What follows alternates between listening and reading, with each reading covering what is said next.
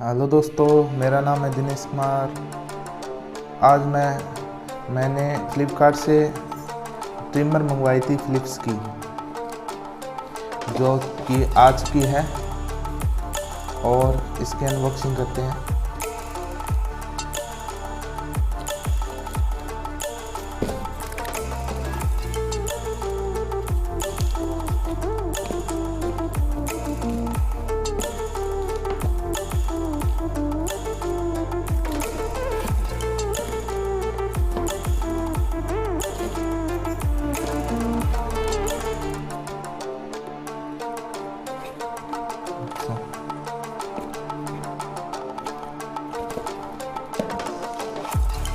शायद ये यहाँ से खुले।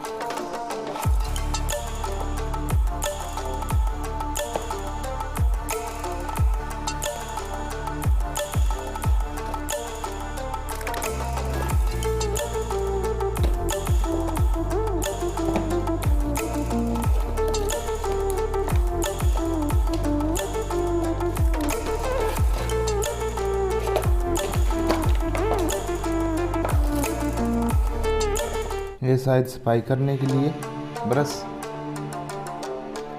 और ये डेटा केबल इस ट्रिमर को चार्ज करने के लिए, एंड ये लास्ट में अपनी ट्रिमर जो कि ये है,